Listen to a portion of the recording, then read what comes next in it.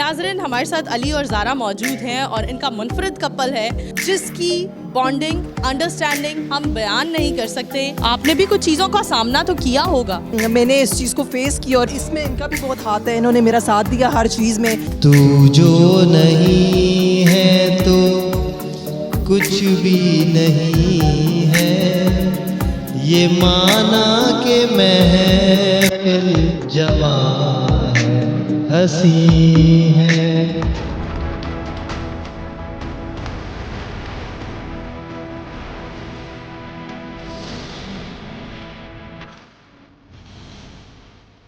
Hello everyone, अस्सलाम वालेकुम। Myself Noor Amanullah and welcome to my video. नाज़रीन, आज मैं एक ऐसे मुनफरिद कपल से आपको मिलवाने जा रही हूँ जिसकी बॉन्डिंग, अंडरस्टैंडिंग मैं कहती हूँ हम बयान नहीं कर सकते। नाज़रीन, हमारे साथ अली और ज़ारा मौजूद हैं और इनका मुनफरिद कपल है और इनकी शादीशुदा ज़िंदगी कैसी गुजर रही है, जहाँ हम सोसाइटी में देख रहे हैं माशाल्लाह माशाल्लाह ये इतना खूबसूरत वक्त गुजार रहे हैं और एक आइडियल कपल के तौर पर ज़िंदगी गुजार रहे हैं। वहीं हम दूसरी जानिब एक नेगेटिव इम्पैक्ट भी देखते हैं, जहाँ एक ऐसे लोग जो बिल्कुल मुकम्मल जिन्हें कंसीडर किया जाता है और वो डिवोर्स रेट दिन ब दिन बढ़ता चला जा रहा है। तो चलते हैं अली और ज़ारा की स्टोरी आप तक पहुंचाते हैं। अस्सलाम वालेकुम। वालेकुम। कैसे हैं आप? जी अल्हम्दुलिल्लाह फाइन। हमें बताएं अली साहब के मुनफरिद शादी को लेकर इस सोसाइटी में बहुत सारी चीज़ों को अंडर डिस्कशन लाया जाता है और आप लोगों के कपल को भी लाया जाता होगा। तो इस शादी के डिसीजन ने आप लोगों को कितना अंडर क्रिटिसिज्म लेकर आए और इस क्रिटिसिज्म को किस तरह फेस किया? नॉर्मल अगर शादी हो उसके अंदर भी बहुत सारी ऐसी चीज़ें होती हैं जो लोगों के दरमियान में रेजिस्टेंस या आपसी इख्तलाफात या इस तरह की चीज़ें डेवलप होती हैं। लेकिन अल्हम्दुलिल्लाह हमारे कपल, मैं कहता हूँ हमारे आपस में जो हमारी अंडरस्टैंडिंग और हमारा जो आपसी इत्तेफाक और जो सब चीज़ें थी वो इस तरह की हमारी बॉन्डिंग थी कि हमने अपने पेरेंट्स को हमने इतना कन्विंस कर लिया कि वो अल्हम्दुलिल्लाह हमारी शादी ईच एंड एवरीथिंग और हर एक चीज़ में शामिल हुए हमारे साथ। तो क्रिटिसिज्म इन अ सेंस के कभी हमने इस चीज़ को समझा ही नहीं उस तरह कि अगर कोई हम पे कोई बात भी करे तो हम उसको उस तरह टाल देते हैं कि हम उसको कभी उसको दिल पे लेकर ही नहीं गए हैं और हम उसको एक फ़न और एक उस अंदाज के अंदर उस चीज़ को साइड पे कर देते हैं कि कभी हमें महसूस ही नहीं हुआ कि वी आर हैविंग समथिंग जो कि कोई डिफरेंट कोई चीज़ हो, ऐसी हो हमारी। जैसा अभी आपकी डिस्कशन में हमने सुना कि मतलब मुंडा होए आर्मी च ते खानदान दा बड़ा मनता मुरादा तो मंगे आया मुंडा, और फिर जब शादी की बात आती है तो शादी के लिए हम लोगों ने एक क्राइटेरिया सेट किया होता है कि हमारा बेटा आर्मी में है, हमें बहू ऐसी चाहिए, हमें लड़की ऐसी चाहिए। तो ज़रा इस हवाले से आपने भी कुछ चीज़ों का सामना तो किया होगा? बिल्कुल मैंने किया है, शुरू में फ़ेस भी किया है मैंने, लेकिन अल्लाह का शुक्र है कि मैंने इस चीज़ को फ़ेस किया और मैंने मतलब अपने कोशिश पूरी की है कि मैं हर चीज़ जितनी अच्छी हो सके मैं वो करूं।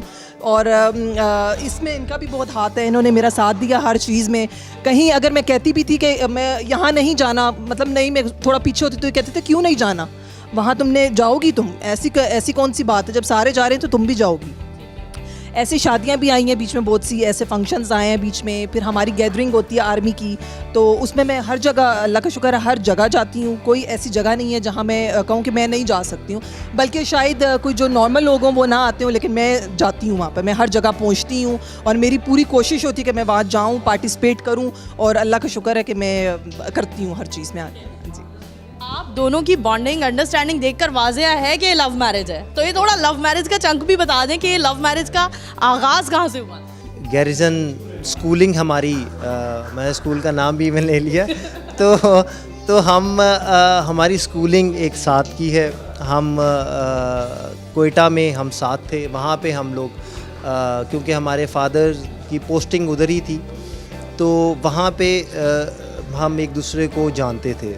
एंड सेम वहाँ से फिर हमारी पोस्टिंग इन द सेंस के रिटायरमेंट दोनों के फादर्स की हो के वो लाहौर आ गए और लाहौर सेटल हो गए। तो लाहौर सेटल होने के बाद फिर बिकॉज़ एक आर्मी एक सेल्फ एक जो इंस्टीट्यूट है, एक वो फैमिली एक की तरह एक इंस्टीट्यूट है। इसमें हम बच्चों में वो फ़र्क नहीं होता है लड़की और लड़के में खेलने में, और इस तरह हम इस तरह खेलते थे आपस में जैसे आपस में दोस्त हैं, फ्रेंड्स हैं, और इसी तरह हम लोग आपस में खेलते रहे। तो उसके बाद वो एक बॉन्ड, एक जो आपस में हमारा एक अंडरस्टैंडिंग हमारी वो डेवलप होना शुरू होगी, और हमने फिर एक टाइम फ्रेम में आके ये सोचा कि व्हाई नॉट हम इसको जो है वो एक शादी की तरफ और एक अच्छे एक रिलेशन की तरफ इसको हम लेके क्यों ना चलें। तो फिर इट वाज ये कोई एक नॉट वन साइडेड, हम दोनों की साइड से it was our mutual decision, and अल्हम्दुलिल्लाह वी आर मतलब हम दोनों इस डिसीजन के ऊपर we are very much happy on it. And हम दोनों की अपनी मर्ज़ी और मनते मुरादें के बाद ये हमारी जो आपको मैं बता दूं, ये मनते मुरादों के बाद वाली शादी है ये। दिस वाज नॉट समथिंग कि अगर आप ये समझे कि we were so much striving for it कि यार ये हो जाए, ये पता नहीं हो कि क्या हो। एंड हाँ, बिकॉज डेफिनेटली एक रेजिस्टेंस का एक जो हमें ऑलरेडी माइंड में था कि जो एक हमारी मेरी फैमिली से जो ज़्यादा एक्सपेक्टेड थी, जो जहाँ से आनी है, और अल्हम्दुलिल्लाह हमारी मैरिज में देयर वाज नो वन के जिसमें ऐसी कोई चीज़ों के कोई कहे कि यार ये हमारी मैरिज में नहीं आया, ये हमारी मैरिज में नाराज़ हो गया इस वजह से। everyone participated and everyone participated, my siblings, my parents, my in-laws, everyone they participated, और बहुत दिल से और बहुत अच्छे तरीके से ये सारी चीज़ें हुई। क्या बात है। ज़रा अपना भी कोई एक्सपीरियंस शेयर करें इस हवाले से, लव मैरिज के हवाले से अपनी भी कोई फीलिंग्स एक्सप्रेस करें। मैं बस यही कहना चाहूँगी कि शादी हमारी मतलब इतनी आसानी से नहीं हुई, शादी बहुत मुश्किल से हुई है। और ये ऑलमोस्ट आप समझ लें कि हमारा रिलेशनशिप स्टार्ट हुआ था 2006 में, और हमारा निकाह हुआ है 2015 में, और फिर शादी हुई हमारी 2016 में।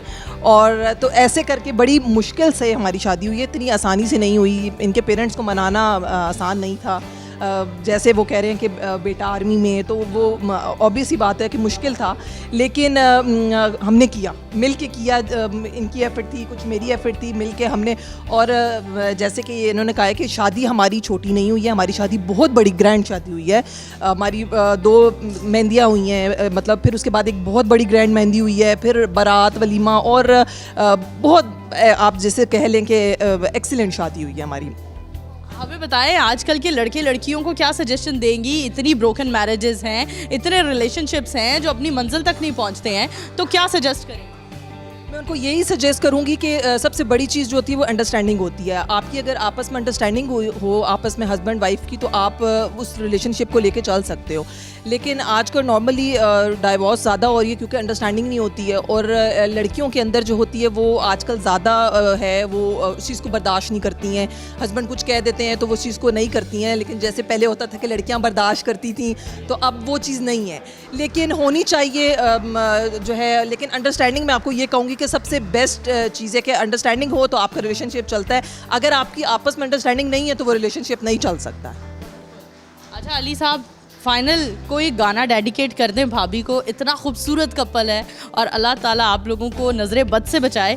एक गाना डेडिकेट कर दें। मुझे पता है आर्मी के डेकोरम से हटकर है ये चीज़, लेकिन प्लीज़। तू जो नहीं है तो कुछ भी नहीं है, ये माना के महफिल जवां है, हंसी है। बहुत खूब। थैंक यू सो मच जी। नाजरीन, आज आप लोगों की खिदमत में एक ऐसी स्टोरी लेकर हाजिर हुए जिससे यकीनन हमारे लड़के लड़कियों ने बहुत कुछ सीखा होगा। इसी के साथ अपनी होस्ट नूर अमानुल्लाह को दीजिए इजाज़त। दोबारा हाजिर होंगे, तब तक के लिए अल्लाह हाफ़िज़।